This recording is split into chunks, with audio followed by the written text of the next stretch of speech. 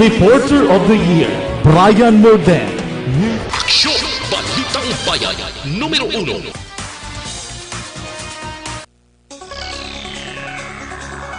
Aksyon Radio Philippines Standard Time, 7 minutos na kaligad sa takna ng alas 6. Detalya na sa aton mga balita lokal. Naaresto naman ang utod sa inilagad drug lord nga si Rami Pohang, ginkilala kay Chris Poha, sa bypass operations sa Police Station 2 sa Villa Felicidad, Barangay Estefania, Ciudad San Bacolod, mga alas 7:45 ang takna kagabi. Sunod kay Police Major Sherlock Gabana, ang hepe sa Police Station 2, ginkilala ang subject sa operasyon nga si Ronnie Gador, 29 anyos, nga karon at large matapos nakapalagyo sa among operation. Sunod kay Gabana, si Ronnie kag Chris ang mag-live-in partner, kag parehas nga residente sang Barangay Banago, Ciudad San Bacolod. Duha pa ni Gabana, nakapalagyo ang subject matapos nagtaklas sa pader kag naglusot sa piyak nga subdivision sang namutikan nga pulis ang nakatransaksyon sini. Ginakabig ni Gabana nga mag-live-in partner nga remnant ini sang Poha Drug Group.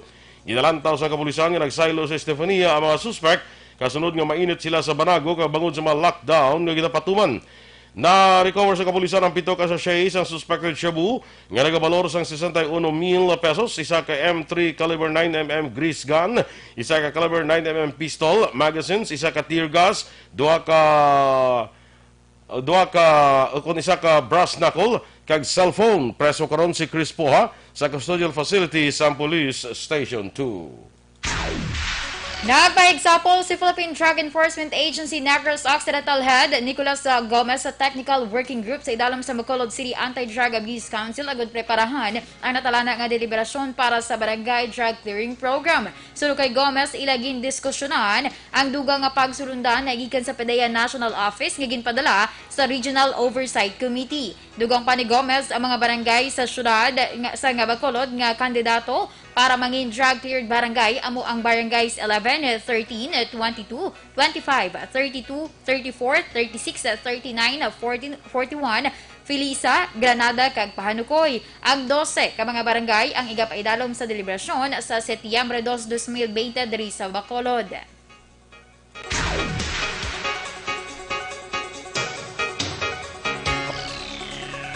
Ang aton deliberation, sir, sa 20th Regional Oversight Committee deliberation, pagahimuon diri sa Bacolod City coming September. That is why ginkuan ginamon ang Bacolod kay amo gani may ara sila 12 barangay na applicant para sa deliberation. Kabahin sa pagpahayag ni PDEA Negros Occidental Head Nicolas Gomez. Gin-lockdown naman ang 40 kamabalay sa Puro Quarter Lile, Barangay Zone 10, Siyudad sang Talisay, matapos nagpositibo sa COVID-19 ay isa ka medical health worker nga residente sa mga lugar.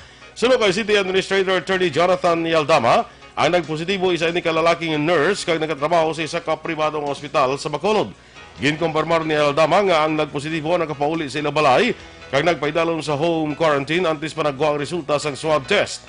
Nagdesisyon ang syudad nga i-lockdown ang mga puloy-an sa palibot sang balay sang nagpositibo samtang ginahulat ang swab test results sa mga himata sang medical health worker. Kinklaro na Yaldama nga wala nakahibalo ang lokal nga panguluhan sa Talisay nga nagpauli ang medical health worker bangod nga wala sang nagakaigo nga koordinasyon.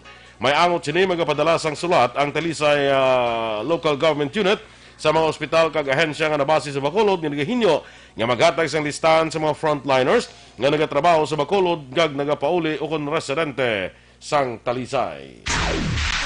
Nagpatuman ang LGU sang Sipalay City sa moratorium kon suspension sang tourism-related kag non-essential travel sa syudad umpisa Agosto 14 tungtod 31. Ini ang base sa Executive Order number 2020-033 nga gin-issue ni Sipalay Mayor Maria Gina Lizares.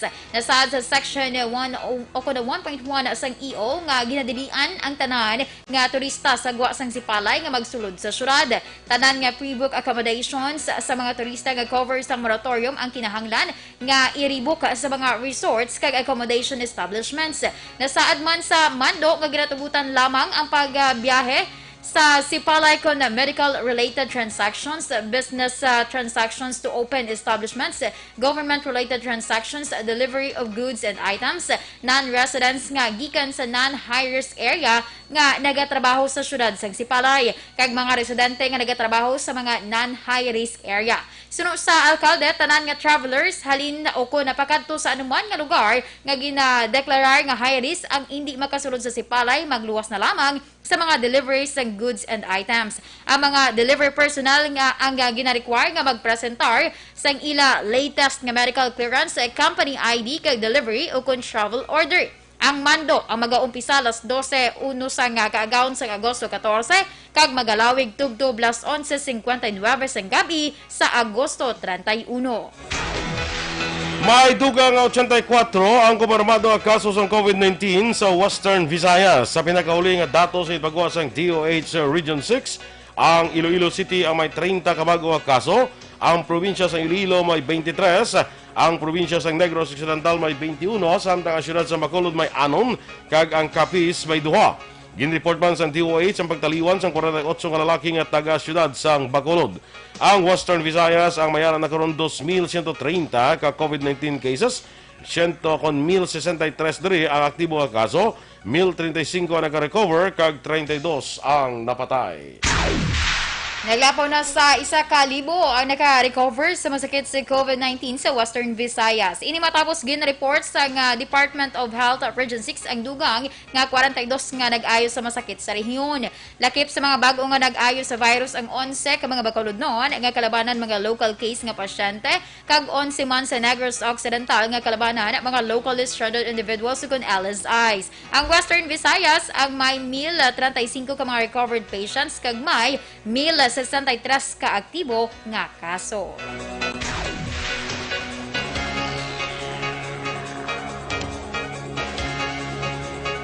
Sa katapusan nga bayan sa aton mga balita lokal, nagpabilin ang presensya sa New People's Army o kon NPA sa isla sang Negros apang naghuyang na.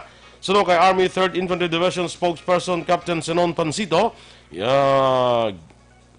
ginatingwaan nga bulos-bulos nila ang pagngalan sa ila grupo sa idalom sa pagkunsang NPA. Dunga pa ni Pansito ang pagsungka pagamat-amat untat sa ila tinaw kapag kaladulaman sa mga supporters sa isa sa rason sa ila sini nga paghuyang. Inakabig sila paghuyang ang pagkalamatay sa ilang mga upod sa inkwentro sa Negros Occidental kag Negros Oriental. Palayag pa ni Pansito, kung wala sa COVID-19, posible nga padawin ni madula ila grupo sa norte nga bahin sa probinsya. Tiyanak na ni Bulan, may mga nagsungka ka ng kalalakpan ng niligar, miyembro sang NPA. Aksyon Radio Philippines Standard Time, last size 14. Kag sa ato naman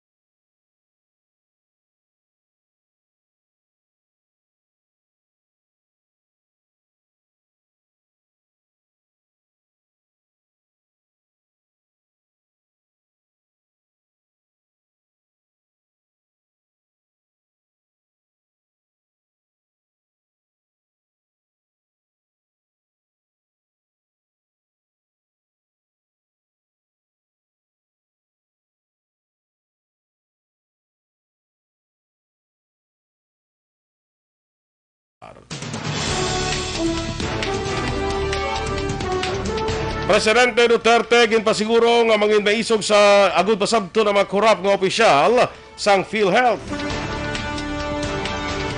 Samtang petisyon sa legalidad sang anti-terror law nagdangat na sa 27. Ang detalye sa mga balita nasyonal sa pagulik sang aksyon, Balitang Bayan Numero 1.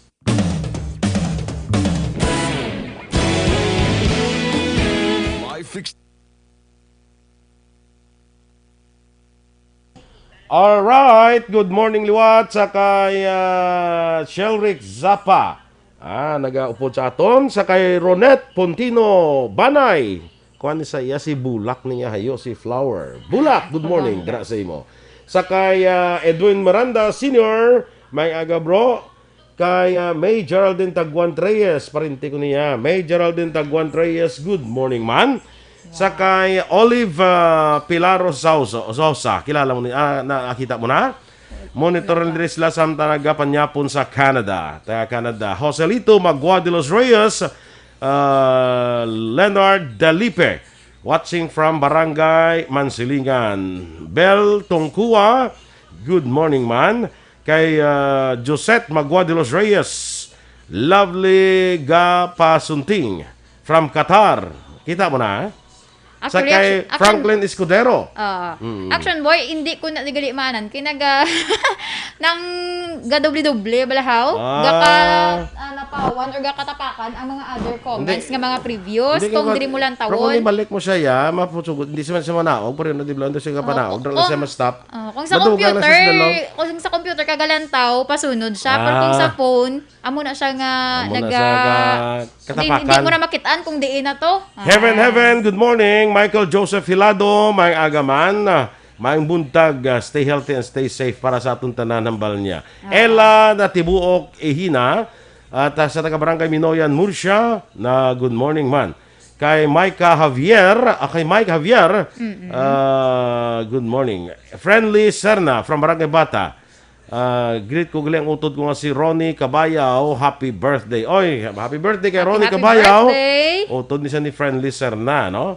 Sa kay Bert Herapusco Caraballo. Kita mo na, wala pa? Makitaan ko na siya, Action Boy. Sa kay Roberto One Ball Gallo. Good morning man. Sige, ikaw. Sa kay Ernesto Regacho, Action Boy. Good morning, Action na Boy and Action Ann. Kag sa Regacho family sa Barangay Hagimet, La Carlota City.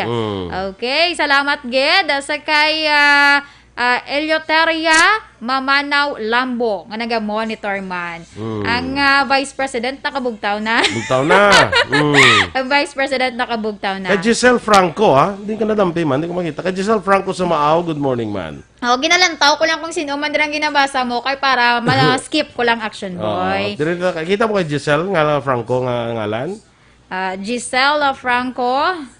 Ilang nga, makitaan ko lang na sila. Sunda pala ho. Sakay, di na itong may ginbasa ko, di nga isa kaina. Sakay Friendly Sir na Action Boy from Barangay Bata. Good morning lang sa inyo mga idol sa studio. Greet ko, gali ang utod ko nga si Ronnie.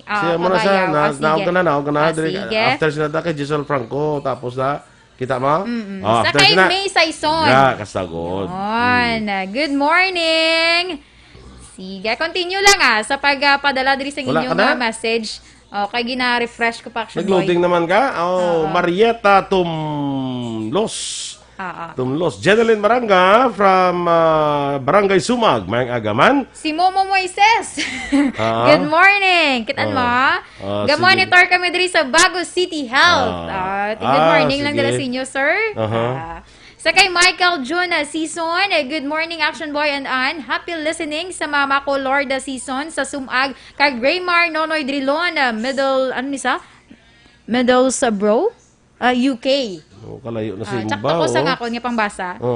Damo kasang nakuha na miss da yun. Kayo, muna sa Action Boy, basta kung maanan ko na sa ga-watching na lang dayon. Jonah Garcia, dali lang kita. Jonah Garcia Solping. Sa kay Eduardo Labayan Sr., Ernie Florentino, kay Joe R. Talandoni, dira sa may B-Boy Lumberyard, Sinumaan, Tabuk Suba. Amo da pagsulod ni Momo, Moises, kay Marieta Tumlos, Michael John Season, dra ka na dampi. O, sige, go. Sige. Ilang action boy kay... gina-check ko man di kag-loading di sa ako niya. Asta na lang ko kay Ernie Florentino. Sige lang. Good morning! Sakay mo Moises ka na tamyaw si Mark Moises, kay Panoy, Cardos, kag Patrick Duran. Tiga pa nga pi sila gali subong daw halong lang kamuda, no? Halong lang.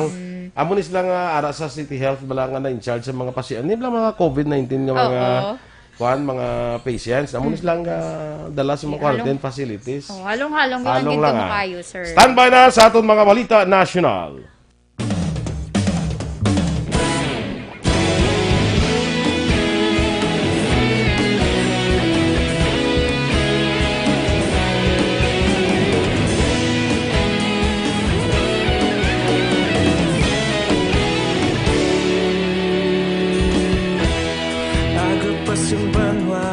Mabugnaw nga hangin nagadapyan na ikaw nang ginapamati ang namon ginasandigan.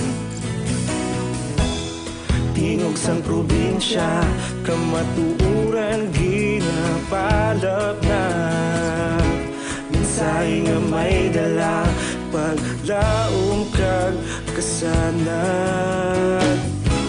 Inuig na nagligan, ikaw gihapon ang ako nga istasyon sa pagdudlak sang adlaw sa Numero 1.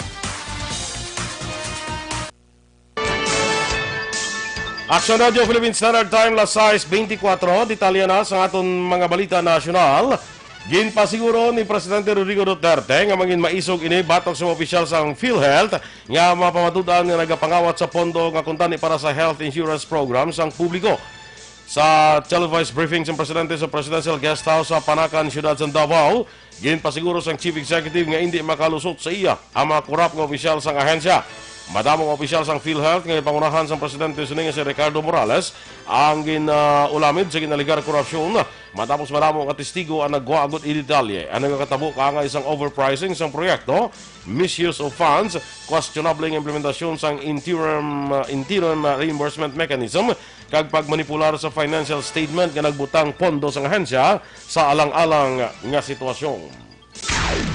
Ginpahayag ni Defense Secretary Delfin Lorenzana nga mas maayo kung si PhilHealth President kag CEO Ricardo Morales ang mag-resign sa iya pwesto matapos nga nagpabutsyag ini sa pila ka mga health issues sa tunga sang investigasyon sa ginaligar irregularidad sa ahensya. Suno kay Lorenzana, kung siya ang yara sa posisyon ni Morales, ini ang mag-resign bangod sa issue sa problema sa ikaayong lawas. Dugang pa ni Lorenzana, kung siya si Morales kag may ginapangatubang nga masakit nga mag-apekto sa trabaho, pinaka-maayo nga himuon amo ang pag-resign para makapahuway kag mag-ayo.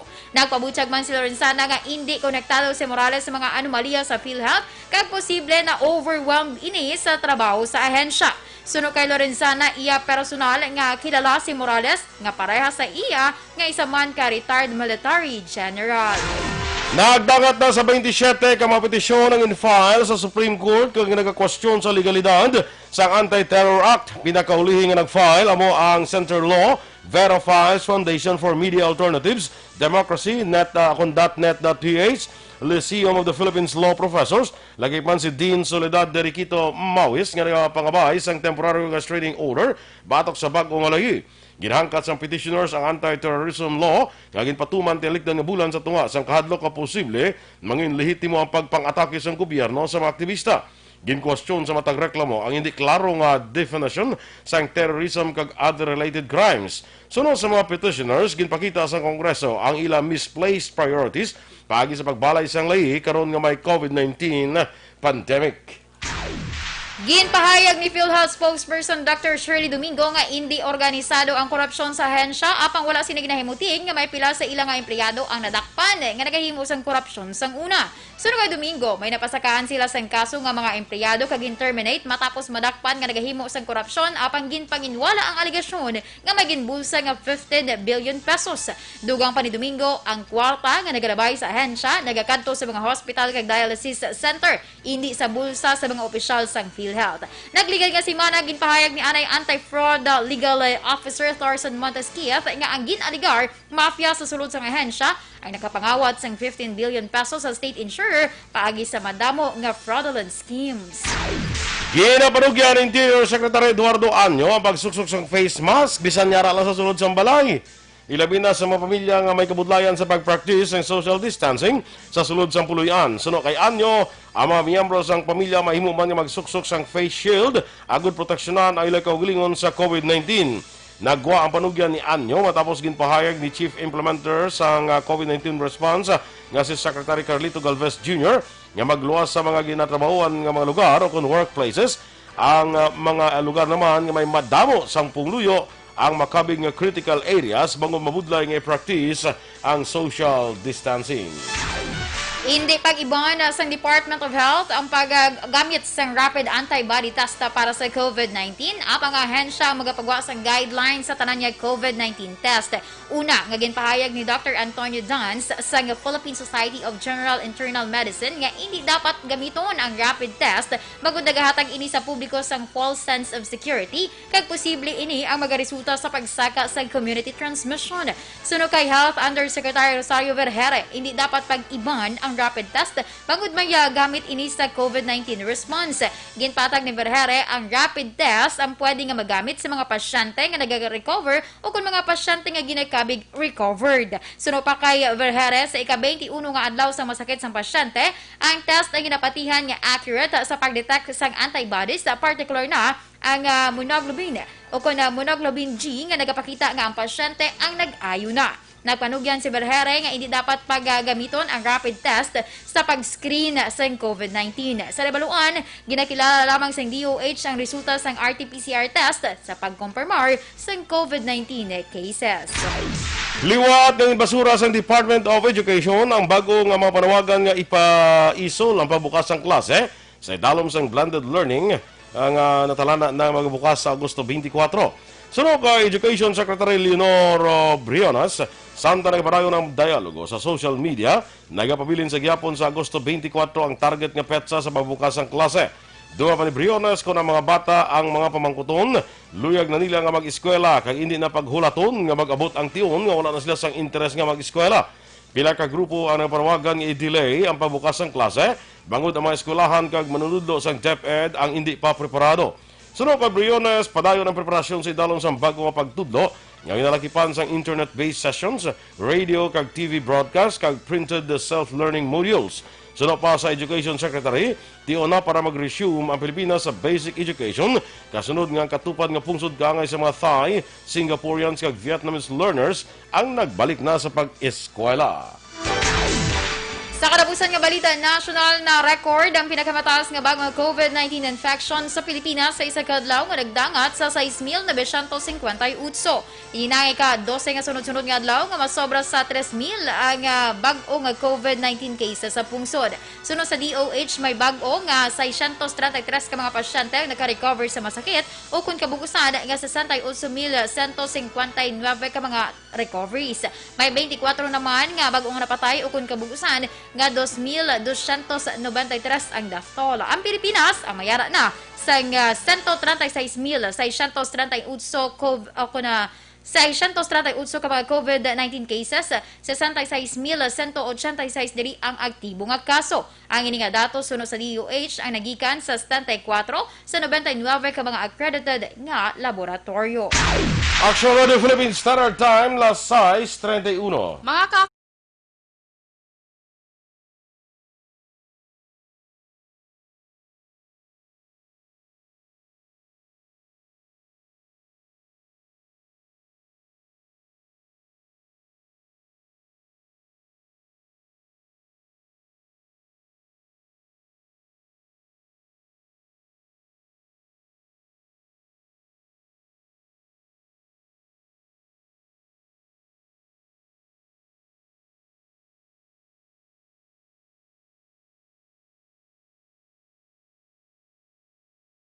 Inyong ipamatian ang mga balita diri sa Aksyon, Balitang Bayan Numero 1. Standby na sa Aksyon Report, second portion. Upod gi Aksyon, Fred Salanga. Balikay kita sa Aksyon Balita Morning Edition. Upod gyapon sa inyong news team. Aksyon ang Defensor. Kag Aksyon Boy Duran, una sa balita, una sa Aksyon. Sa Bacolod Aksyon Radio.